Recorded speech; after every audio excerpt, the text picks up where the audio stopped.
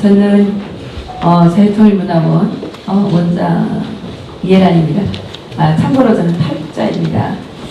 그래서 탈북자 입장에서 아무래도 이 문제를 좀 바라보는 게 좀 더 신선하지 않을까 싶은 생각에 여러 발제자들의 의견을 참작해서 저의 그 토론을 준비했습니다.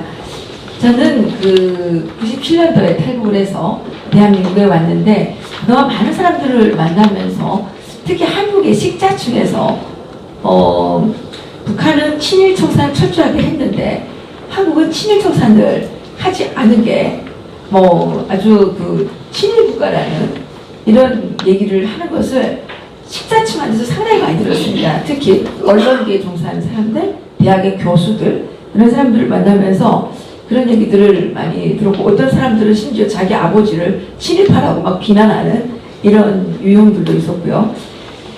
그런데 요즘 사태를 바라보면요. 사실 현 정부는 대한민국 역대 정부 가운데서 가장 이념적으로는 공산주의에 치중되어 있고 행태적으로는 북한의 김씨 봉건노의 왕조를 추종하는 그런 정권이죠.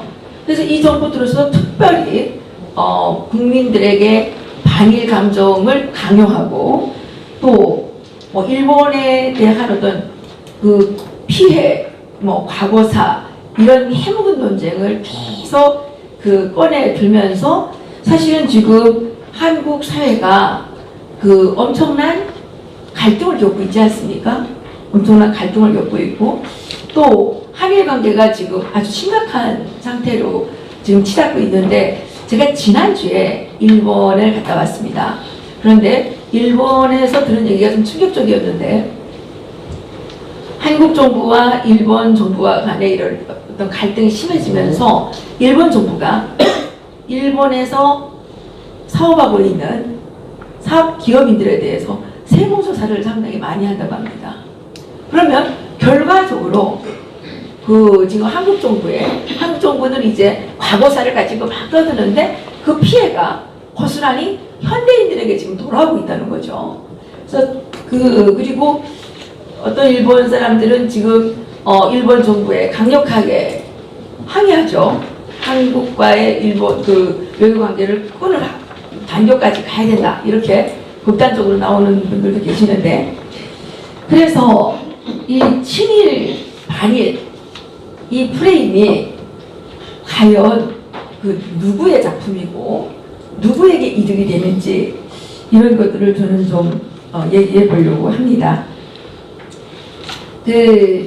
북한의 최종 목적은 무엇입니까? 북한의 최종 목적은 대한민국을 적화 통일하는 것이죠. 적화 통일을 하는 데 있어서 자기들의 뭡니까? 대통령을 누구를 세워야 되겠습니까? 적화 통일이라는 게 뭡니까? 자기들의 이 한반도의 대통령을 김씨 일가로 세우려는 거 아니겠습니까? 그래서 저는 이 대남 적화 통일의 일환으로서 지금 이 반일, 친일 프레임을 작동시키고 있다 이렇게 바라보는데 그 이유가 북한의 김일성은 최고 지도자가 될 자격 조건으로서 첫 번째가 반일을 했고 항일 투쟁을 했기 때문에 항일의 영웅으로 또 이 일제식민지에서 이 한반도를 구원한 해방자로 이렇게 묘사가 되고 있습니다. 그래서 북한의 대부분의 김일성 유족지들은 항일 투쟁과 관련된 것이고요. 또 북한에서 학생들이 교육받고 있는 대부분의 교과서의 내용은 김일성이 어려서부터 일제를 반대해서 싸웠고 또 일제를 반대하는 여러 가지 시민단체들을 조직들, 혁명 조직들을 만들었고 그것을 지도했고 나중에는 김일성이가 일제를 반대하는 무장 조직을 만들어서 무장 투쟁을 36년 동안이나 무장 투쟁을 해가지고 한반도를 해방시켰다 이렇게 지금 돼 있단 말이죠.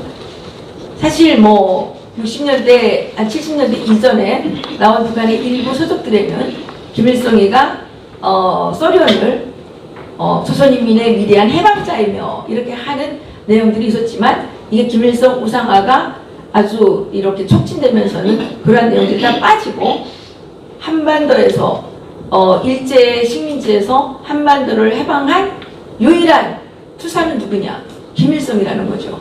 그렇기 때문에 북한에서는 지금 김정은이가 어떻게 하고 있습니까? 원산이 출생지인데 지금 삼지연에다가 9만 명의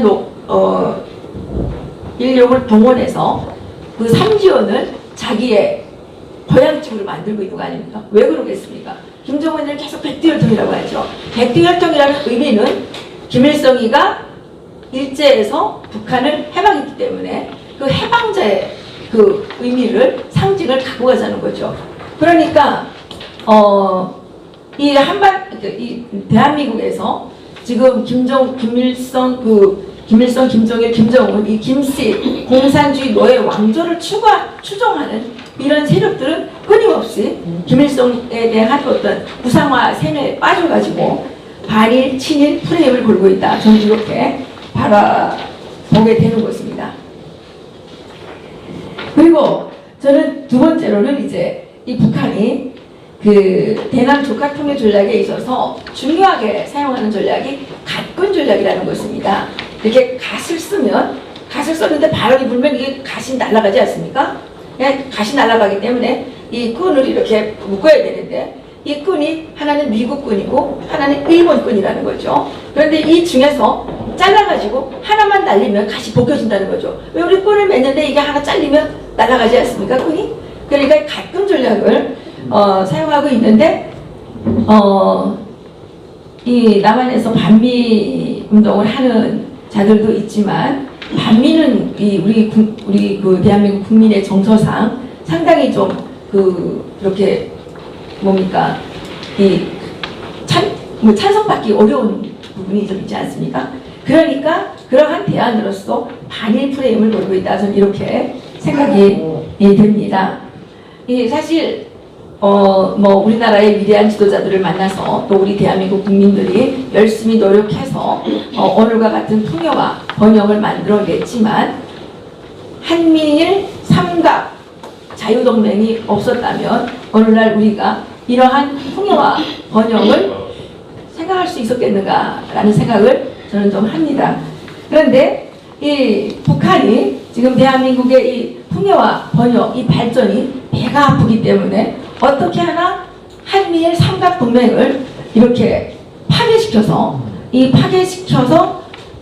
대한민국을 까라하게 하고 싶은 그 속뜻이 있는 거 아니겠습니까? 그리고 대한민국에 깔아앉아야만 북한의 그 정말 최고의 소망이자 최고의 마지막 소망인 적화 통일을 달성할 수가 있겠죠. 그런데 이러한 북한의 전략에 동조하는 것인지 아니면 끌려가는 것인지 아니면 자기들이 자초해서 가는 것인지 알 수가 없는데 문재인 정권 들어서서 이 친일, 반일 이 프레임이 지금 너무나도 강력하게 작동하고 있다. 이렇게 바라봐 보입니다. 특히 지금 우리나라 전역에 위안부상이 들어서고 있습니다. 아니 기독교 국가, 우리나라가 1000만 이상의 기독교인을 거느리고 있는 그래도 가히 기독교 국가라고 말할 수 있지 않습니까? 이런 나라에 아니 온 천지에 위안부상을 만들어 놓고 거기에 가가지고 그 무슨 동상에다가 뭐 춥다고 뭐 마우락을 쳐주고 뭐 무슨 옷 갖다 입혀주고 이게 뭐 하는 짓입니까? 정말 너무 어이가 없어가지고 말이 안 나가는데 저는 가끔 일본 대사관 앞을 지나갈 일이 있는데 거기 가게 되면 매일 어떤 기독교 목사라는 인간이 나와가지고 거기에서 선효상 앞에서 데모를 합니다. 그리고 그 데모에는 많은 메인 언론들이 와서 그것을 계속 취재하고 있습니다. 사실 이 위안부 그 선효상을 바라볼 때마다 위안부에 대해서 떠들고 있는 사람들을 바라볼 때마다 저는 탈북자로서 최근에 언론에 나오지 않았습니까? 지금 중국에 1억 500만 달러의 탈북 탈북 여성들을 팔아넘기는 인신매매 시장이 형성되어 있다고 하는데 여기에 대해서 그 자들이 한 번도 입에 올린 적도 없습니다. 9살짜리 소녀가 지금 중국에 팔려가서 이 강제로 성 노예로서 지금 불임을 당하고 있는데 여기에 대해서 과거의 위안부는 지나간 거니까 해결이 안 되는 부분입니다. 이게 우리가 사죄를 받는다고 그 치욕스러운 것을 해결할 수 있겠습니까? 지나간 일입니다. 그러면 지나간 일을 반면교사 삼아서 지금 현재 진행되는 일이라도 막아야 되는 것이고 이것은 현재 진행형은 미래로도 진행될 수 있는 것이기 때문에 이것을 막는 것이 더 옳은 일이 아닌가 이런 생각이 듭니다. 그런데 이 위안부에 대해서 그렇게 집착하는 그 자들은 이 일에 대해서는 이런 반구조차 하지를 않고 있죠. 그리고 또 강제징용병 또 동상도 만든다 그러죠. 얘네들은 북한을 닮아서 그러는지 왜 이렇게 동상 만드는 걸 좋아해요?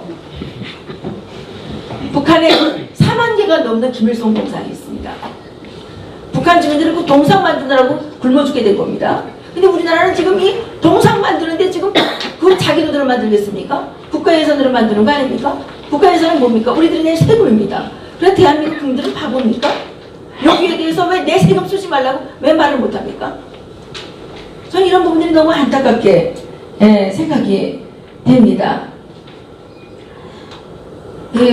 어쩌면 현재 상황은 북한이 요구하는 일본이라는 각군이 이미 떨어져 나가 있는 상황이 아닌가. 또 그리고 한미관계를 악화시켜서 지금 현재 문재인 대통령은 어떻게 되었습니까? 왕따입니다. 국제 왕따입니다. 요즘에 그 싱가포르에서 뭐 진행된 한미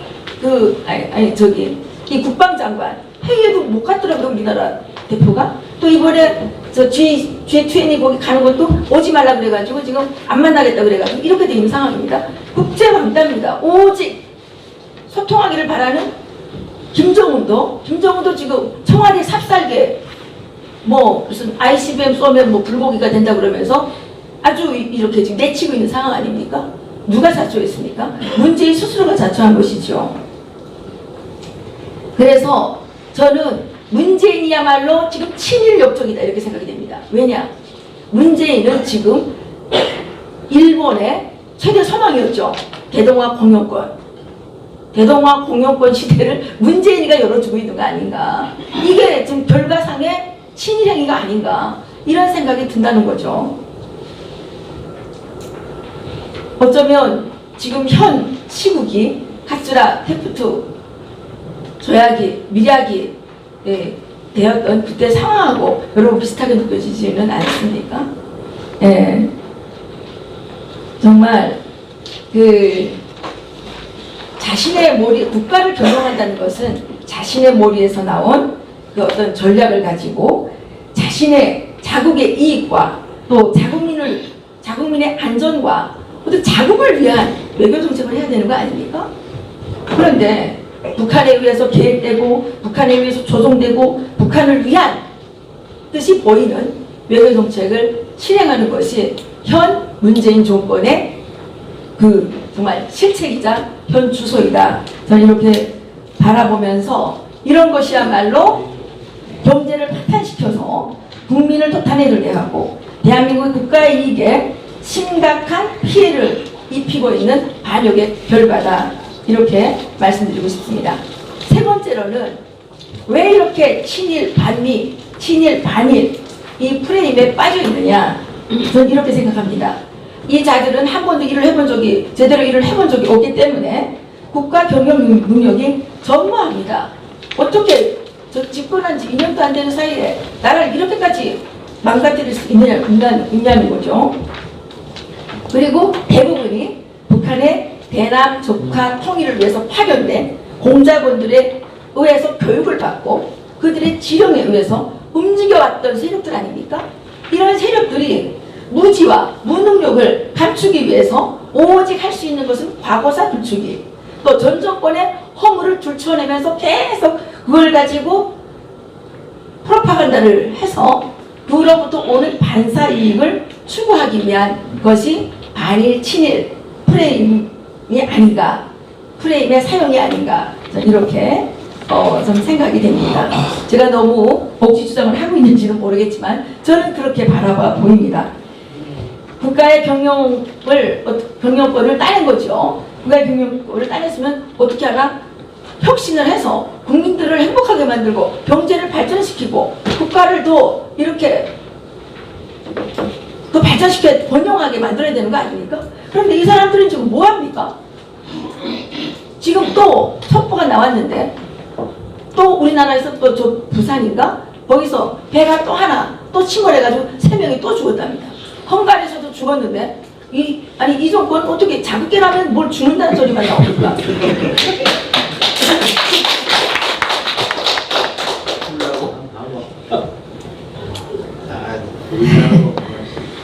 국민들의 생활을 풍요롭게 이렇게 해야 되지만 이 정권의 주요 참여자들은 어떻게 되었습니까? 세계 기간 내내 화염병 들고 아스팔트에서 미국 대사관에 화염병 던지고 국가 경찰서 습격하고 이런 것밖에 해본 게 없잖아요. 그러니까 역시 배운 게 도둑질이라 지금 계속 국가 파괴 행위만을 감행하고 있습니다. 그러면서 애국자들을 지금 다 감옥에 잡아놓고 이렇게 지금 하고 있는데, 이런 연장선상에서 저는 반일, 친일 프레임도 함께 사용하고 있다.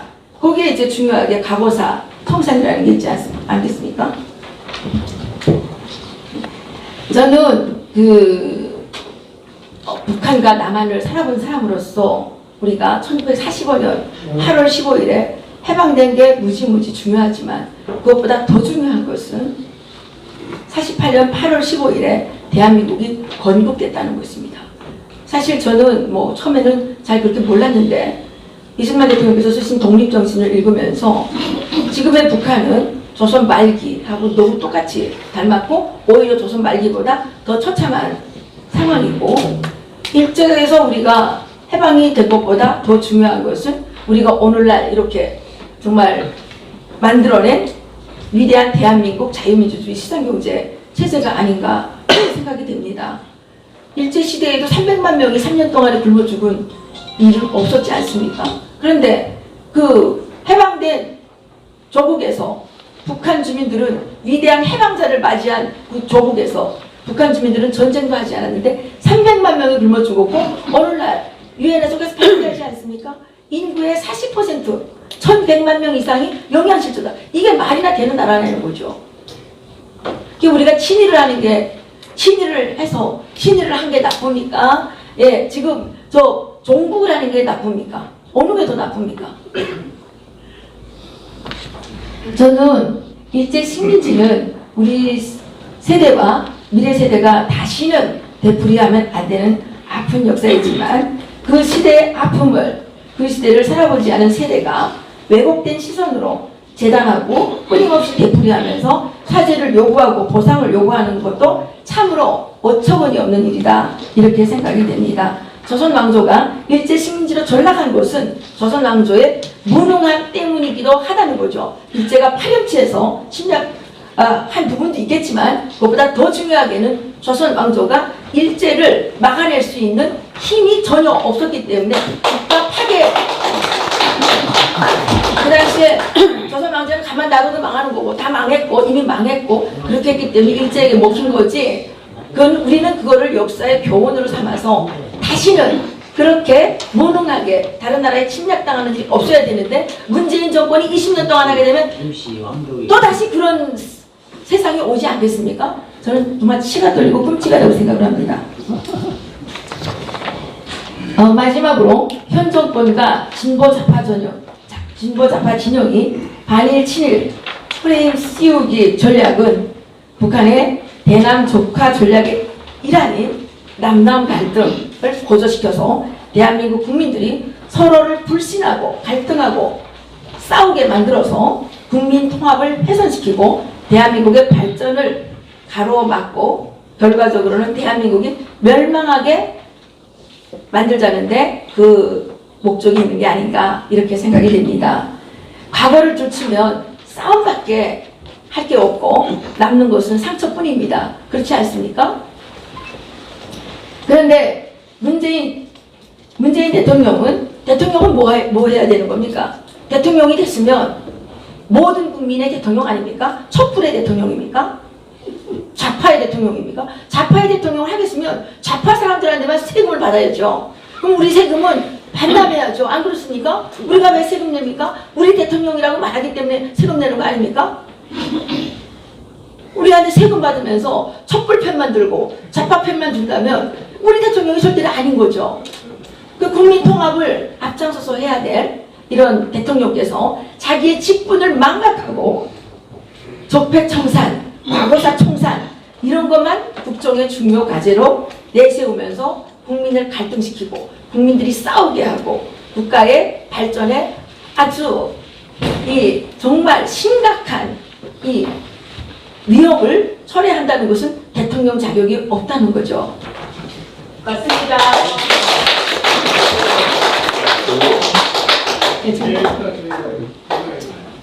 그리고 아까도 말씀드렸지만 그토록 위안부 할머니들을 불쌍하게 생각하신다면 지금 현재 중국에서 정말 탈북했다는 그 하나의 이유만으로 5원대 팔려다니면서 성노예로 살아가고 있는 수십만의 북한 여성들을 구출해 주는 게 더 인도주의적 아니겠습니까? 네. 저는 이 반일, 친일, 이 프레임 씌우기 이 훌륭한 세미나를 마련해 주신 우리 현진모 원장님께 감사를 드립니다. 그리고 우리가 이 종북 좌파 세력들 북한의 대남 적화 통일을 위해서 압력하고 있는 이 세력들의 이 프로파간다를 이겨내고 반드시 대한민국 국민들을 하나로 묶어서 우리는 한미일 자유동맹을 확실하게 지켜내고 이 힘을 가지고 대한민국을 정말 통일시켜서 북한 주민들도 우리들과 똑같이 풍요와 번영을 누릴 수 있도록 해야 된다고 생각하면서 말씀 마치겠습니다. 감사합니다.